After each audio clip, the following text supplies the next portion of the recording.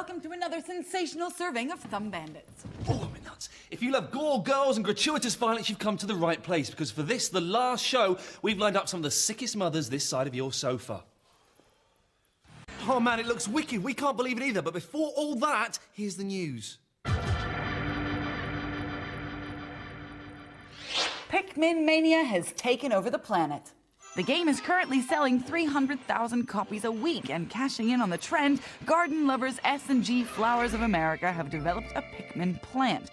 They believe their 5-petaled flower with a yellow center resembles the plant-like characters in the game. Ka-ching! Also going Pikmin loopy are hippie strum-alongers Strawberry Flower with this, their Pikmin-inspired tune, I No Uta, which has gone to #2 in the Japanese hit parade. The title translates as Song of Love, although we think a more appropriate interpretation would be Fey Limp-Wristed Guff. Now think Blade Runner, Robocop, and Westworld. Robots that help out around the house, perform sexual favors, and take out criminals have always been a popular feature in science fiction. But if you ever want to see the robots of your dreams in real life, there's only one place to go: Robodex. Held on the 28th of March in Japan, Robodex 2002 is the world's biggest gathering of android and cyber pet technology. One of our faves is the Papi Row robot, which has been designed for security, surveillance, companionship and general housework. But if you are thinking about buying one, remember it's about as agile as a Dalek, so just make sure you live in a bungalow. But the newest bot on the block is the SDR3X. What it lacks in personality, it sure makes up for in good looks. And if you don't want to spend thousands, then look away now. SDR3X is the next leap forward in home robot technology from the boffins that brought you Aibo. It can dance to disco, play football, and even take the mick out of Suggs' madness. Cool. Lastly, no one under 21 will remember Tron, but it was one of the first movies to use computer-generated effects. This year, the cult classic is celebrating its 20th birthday with a digitally enhanced re-release, and it's still looking mighty fine. However, if you want a copy, it won't be available in the shops. You'll have to track it down online. And Tron 2.0, the sequel to the movie, will be coming out later next year. Next, it's gone down a storm in Japan, and we've got our filthy hands on it. What is it? It's our first review. The Japanese are mental. Where else could you buy a fab t-shirt covered in cool Jap text, only to discover, after being laughed at for an entire day, that it's really an advert for sanitary products? This actually happened to me, and you can imagine how hilarious I found it. More proof, if more proof is needed, that the Japanese are as bonkers as a bag of baboons, comes in the form of Pikmin for the GameCube. The game is about a space dude whose ship has crash-landed on a strange planet. He's discovered plant things that have evolved into an elementary workforce that help restore his broken craft. Despite being odd, it's pretty simple. Lead the Pikmin to knock down walls and retrieve equipment. You discover pieces of your craft by solving puzzles that aren't too taxing. Also, controlling the little fellas is dead easy. You can separate them into coloured groups and order them to do different things. However, they're quite stupid and will get stuck in boxes or drown if you don't keep an eye on them. But their screams of death are so sweet that it's worth chucking a few in the river now and then just to hear it. You've also got the added complication of time, because you, like me in real life, are afraid of the dark. Come sundown, you want out of there. Who knows what weirdness lurks on an alien planet in a strange star system after lights out. But with the lights on, you soon see a whole array of monsters that the Pikmin provide sustenance for, like the ferocious giant hedgehogs. Pikmin looks, sounds and kind of plays a bit like Zelda, but the colours are much brighter and more intense than anything you've seen before. However, unlike other puzzle games which have literally hundreds of secrets, Pikmin is very straightforward. But it doesn't have that special something that other Miyamoto creations do. There's not a lot of oomph. This one will not be a classic. It won't be for everyone, and we don't know how many more of these short games we can take being released on the GameCube. But while titles like Luigi's Mansion and Pikmin may prove that this tiny purple box is the best next-gen console around, I'm starting to want a little bit more for my money. We've all ummed and ahed in the game shop about what to spend our 40 quid on. Sometimes we go home with a classic like Devil May Cry, sometimes we get a massive piece of shit like Westlife Phantomania.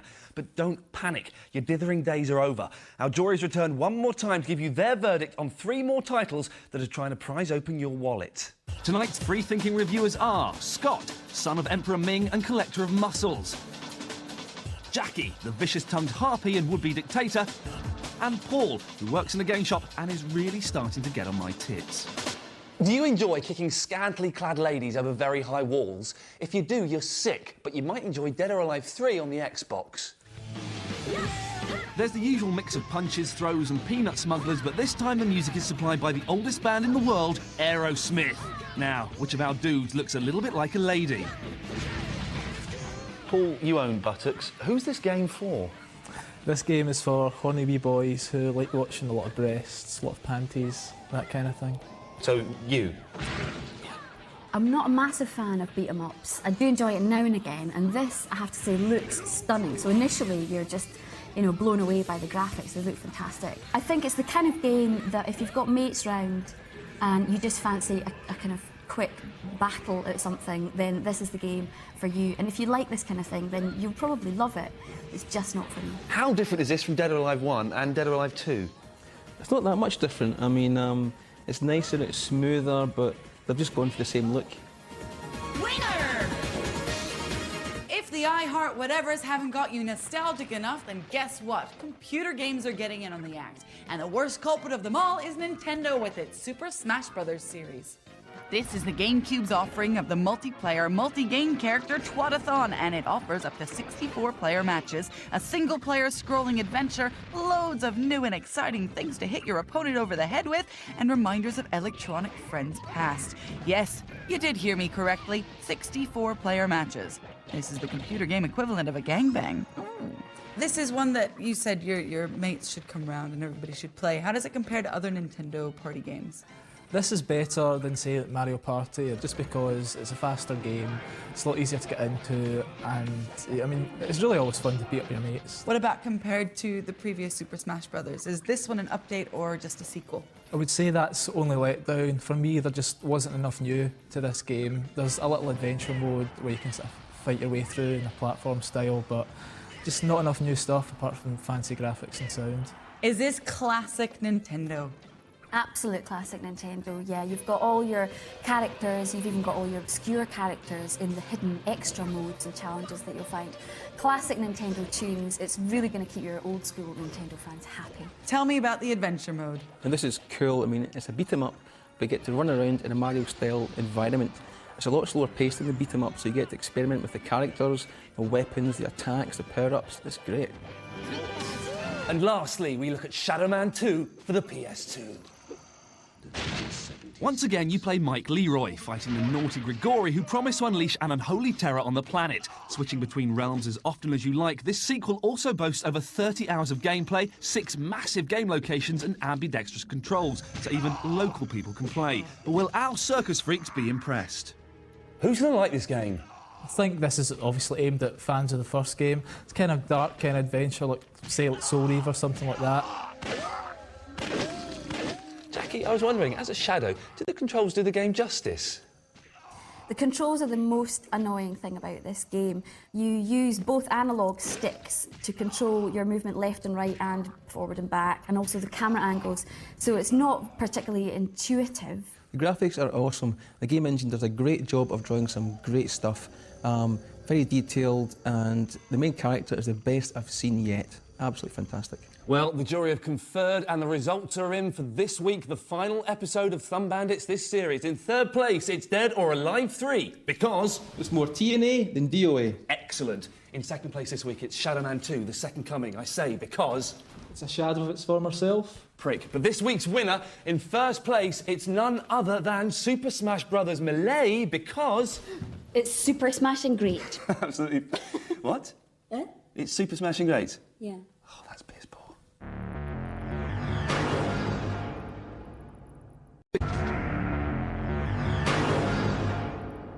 Elliot, is that the helpline for totally fucked off gamers?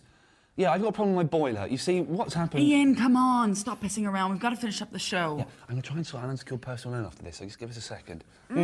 Here's what's coming up. Yeah, it's 8 inches. But before all that... Yeah, I don't want to take off Lara Croft's T-shirt. I want to know how to convert my diesel engine so it works for the catalytic converter, you silly cow. We look at the lengths PR companies will go to sell you stuff. Yeah, I'll hold.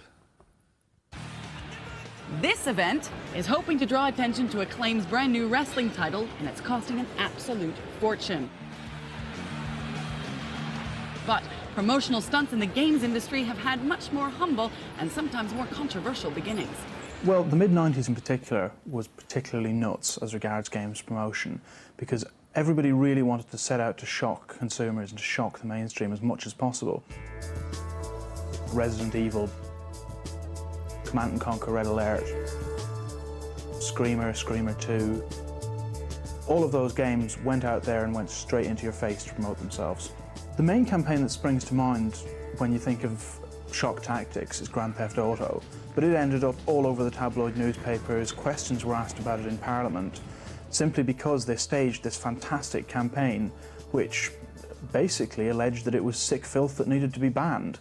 I think that if you were to have a front page on The Sun or The Mail or The Mirror saying this vile computer game should be banned, sales would immediately go through the roof. It's the same now, it's the same as it was 5 years ago. A good shock horror story does wonders to create business. I'm out to kick your butt. You're gonna lick my what? And what about today? Let's find out what goes into a stunt like this. We're just about to have a planning meeting for Legends of Wrestling. We're going to tell everyone what the game's all about, what we want to try and achieve with the PR for the game. Then we're going to knock around a few ideas of how we're going to launch it. There's a wrestling event that's taking place. We wanted the game to appeal to as wide an audience as possible, and we came up with the idea of promoting it in an established wrestling event. So we had to come up with ideas that would attract all sorts of people.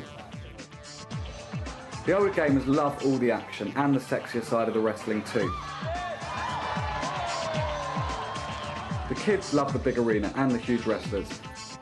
So we came up with the idea for a Hulk Hogan lookalike who signed autographs for the fans.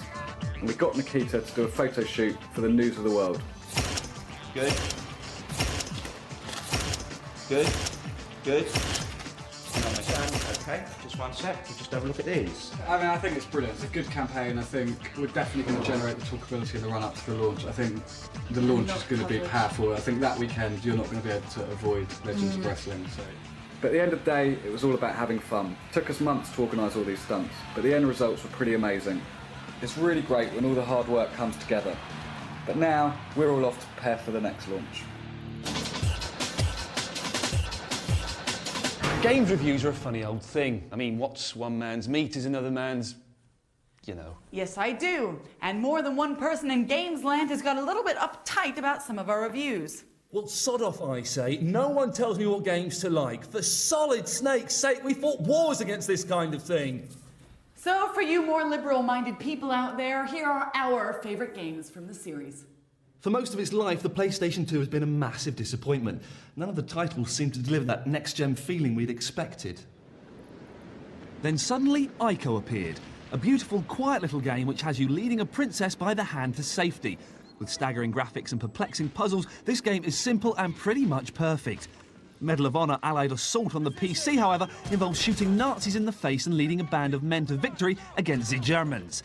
The game succeeds in creating a really tense atmosphere. Perfect for people like me, too scared to join the real army. But for me, out of the stinkers, only two shone. The best way to enjoy Parappa the Rapper 2 is to get blasted, sit down and soak up the experience while chilling out to the modern-day equivalent of Simon Says. GTA 3 was my second favorite, and any game where you get to hit grannies over the head with a baseball bat, take PCP, and drive hoes around is definitely worth the peak. But without a doubt, the odds-on neck-and-neck favourites of the series are Metal Gear Solid 2... and Halo. Now, I never really bought into the whole Metal Gear Solid thing first time round. It just didn't do it for me. Imagine my surprise when I played its sequel, Metal Gear Solid 2, and found it to be one of the best games ever. And I mean ever. The guards you have to hide from look frighteningly real, and it is a genuinely terrifying moment when you hide in a locker to escape getting busted. The thing this game has that's lacking in a lot of others is an interesting story. Honestly, it's dead good. It's on a par with Brad Pitt being a figment of that bloke's imagination in Fight Club. It also comes complete with a wonderfully underplayed soundtrack that makes you feel like you're taking part in a film. Superb.